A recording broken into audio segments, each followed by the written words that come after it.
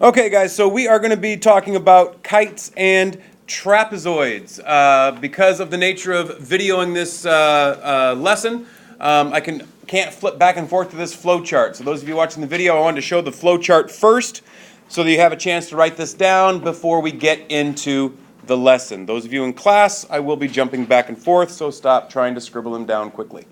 Okay. Before we talk about the flow chart specifically for our different properties, we need to talk about some vocab first, okay? Vocab first. Before we talk about what the heck a trapezoid is, or properties of a trapezoid, we need to talk about what the heck is one and what are the properties, what are the pieces, okay?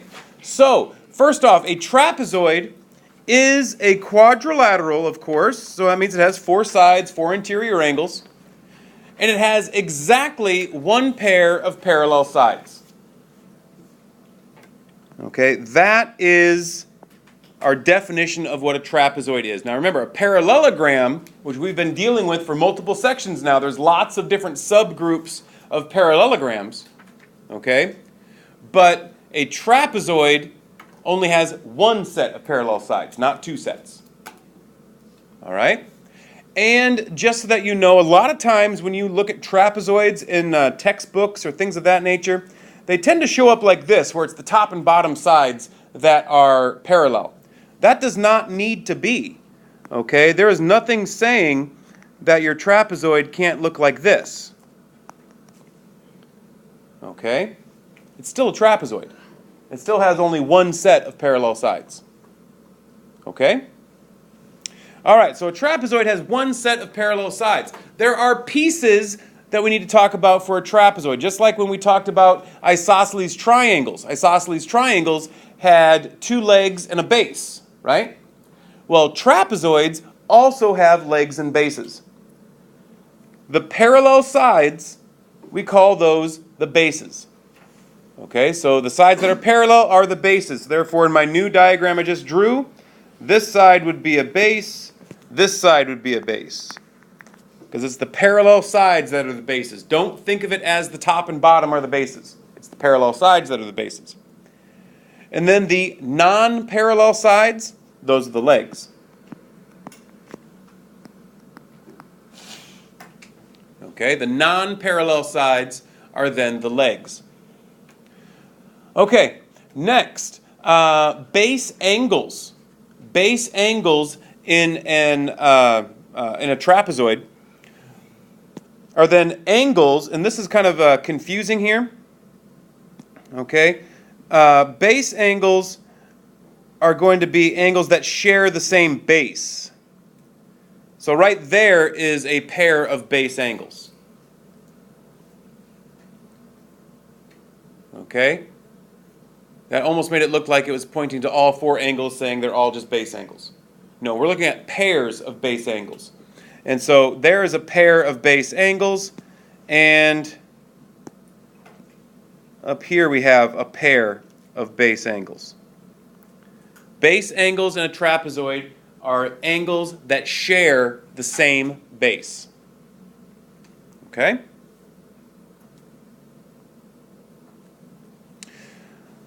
All right. So, as they say here, a trapezoid has two pairs of base angles. Now, we do have a subgroup of trapezoid. A subgroup of trapezoid is an isosceles trapezoid. Okay? An isosceles trapezoid, similar to an isosceles triangle. Remember, an isosceles triangle has two sides that are congruent, right? Same concept here for an isosceles trapezoid. An isosceles trapezoid has its two legs that are congruent. Okay? Questions?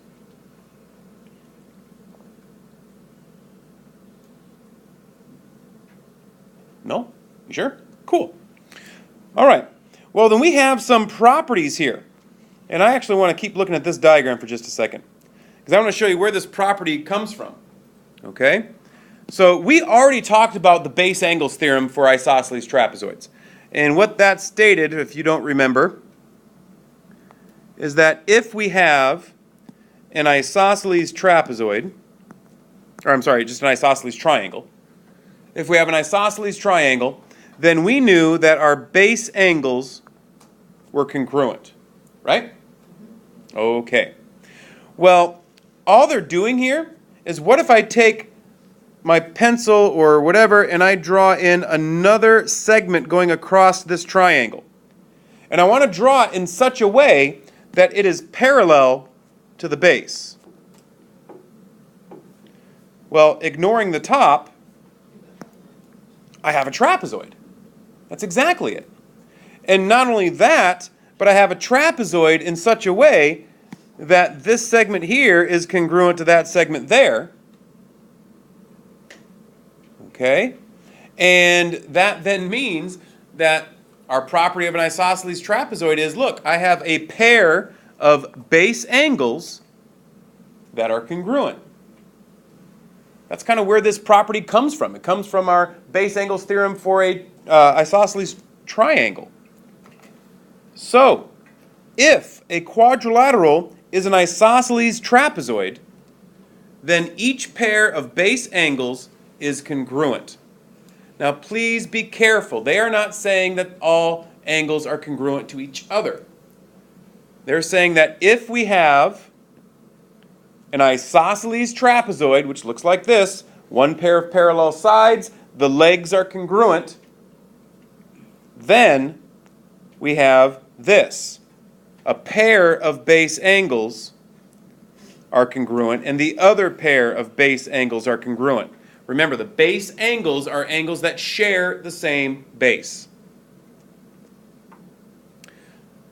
Now, something else that is obviously, I'm hoping it's obvious anyways, obviously true about a trapezoid, any trapezoid, not just isosceles trapezoids. If you look at consecutive base angles, okay, consecutive base angles, these are not shared angles together, right? They're not a pair of base angles. These are just consecutive angles. These angles have to be what? Do you remember?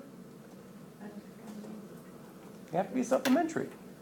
This was a property from way back when we talked about parallel lines cut by transversals. Parallel lines cut by transversals, these were consecutive interior angles, or we called them same side interior angles. They are supplementary. That is true for all trapezoids. The measure of angle A plus the measure of angle P is going to equal 180 degrees. Okay, and of course that's also true over there for R and T. Questions?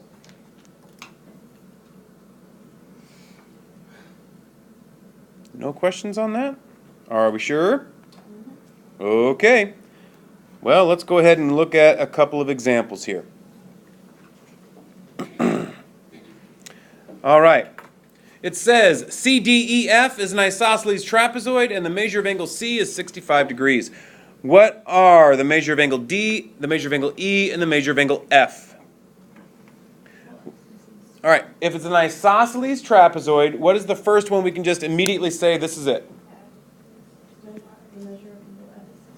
Right, because angle F and angle C are going to be congruent because they are a pair of base angles.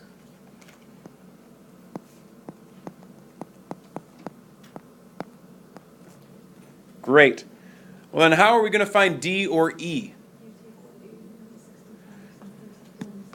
C and D have to be supplementary, exactly, because they are same side interior angles. Absolutely.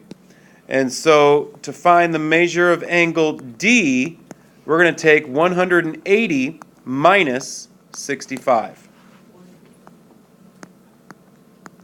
The measure of angle D is 115, is that what you said? 115 degrees. So then how do we find the measure of angle E? D and E are going to be base angles. They have to be congruent since it's an isosceles trapezoid. Very good.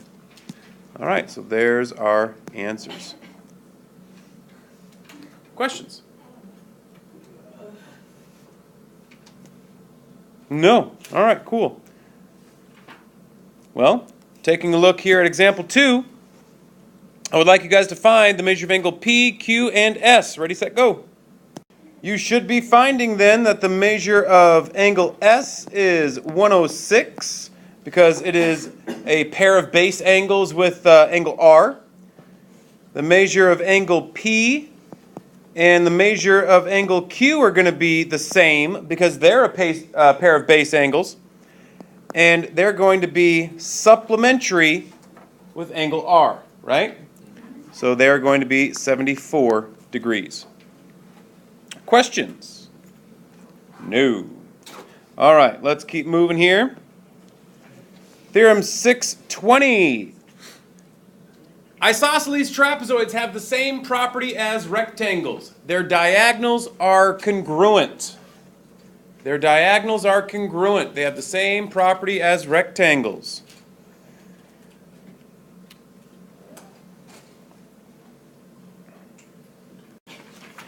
Okay, looking at the back side of your notes, there is one more feature of trapezoids that we want to talk about, and it's called the trapezoid mid-segment theorem. Okay?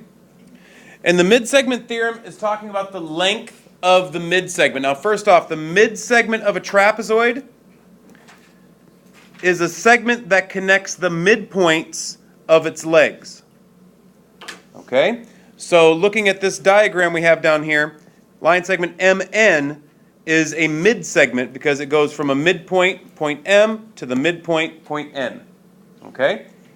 Something else we should know from previous properties in this class when we were dealing with parallel lines is that this mid-segment is going to be parallel to the two bases. Okay, again, because it's cut in half here, cut in half there, therefore this mid-segment is parallel to the two bases. All right, so if a quadrilateral is a trapezoid, then the mid-segment is parallel to the bases, and the length of the mid-segment is half the sum of the length of the bases. Now what that means, half the sum, it's the average length. That's all it is. It's the average length. And so what we're going to do, just like they have up here, MN, the length of that mid-segment, is going to be the length of TP plus the length of RA, and then divided by 2. And they just said 1/2 times that sum. Okay, but I don't care how you do it. If you divide the whole thing by 2, or if you take it times 1/2, it means the same thing to me. Okay? But that is how we find the length of a mid-segment. So, let's see how that looks in an example. Okay? In an example, we know that the length of our mid-segment, which is, which segment there's the mid-segment? The x plus 2, QR, right? QR. So we know that QR is going to equal LM plus PN divided by 2. So therefore, QR is x plus 2 is going to equal 4x minus 10 plus 8 divided by 2. All right, so this is x plus 2 equals 4x minus 2 divided by 2. So this is x plus 2 equals 2x minus 1. Because remember, folks, when you're dividing this out, it cancels from both, not just one of them. So now we're solving. Minus x, 2 equals x minus 1. Add 1.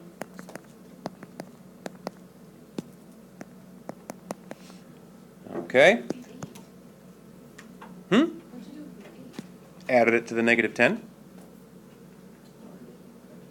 Yeah. Okay. And so then they want to find, they just asked for the value of x, so there we go. We have our value of x. Now, something else I want to point out is that I just went ahead and reduced this fraction down. Okay?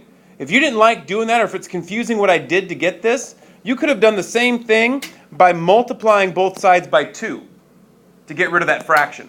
And then you would have had to distribute it over here, and you would have had 2x plus 4 equals 4x minus 2. Solving that gets you the exact same answer. Okay. As a proportion, yeah, you could have done that as well. You could have said that this is x plus 2 over 1 and then cross multiplied. Absolutely that's going to work. Absolutely that's going to work. Okay? All right, so let's look at another one here. Again, the mid-segment equals the average of the two bases. So that means that we're going to have 2x plus 11 equals 10 plus 8x minus 12. And so yeah, if you want to try the proportion, let's do it that way. And let's go ahead and combine our like terms first on the right side.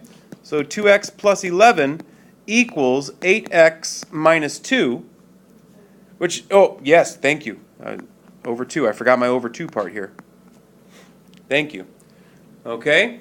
And now, to solve this as a proportion, I just take the 2x plus 11 and make it over 1. I have a fraction equal to a fraction, so I can cross multiply. 1 times 8x minus 2 is 8x minus 2. And that's going to equal 2x plus 11 times 2. Yeah, exactly like we did when we were working trig problems. Well, I need to distribute the 2. 8x minus 2 equals 4x plus 22. Subtract out 4x. 4x minus 2 equals 22. And we are going to add 2 to both sides. 4x equals 24. And so therefore, dividing that by 4, x equals 6. Very good. Okay, so we are only a few minutes away from the end of the period. We do not have enough time to talk about trapezoids today, so we will take care of that on Monday. Kites. Yes, we talked all about trapezoids. We talk about kites. Absolutely. So we'll talk about kites on Monday. Don't pack anything up yet. We still have homework to do.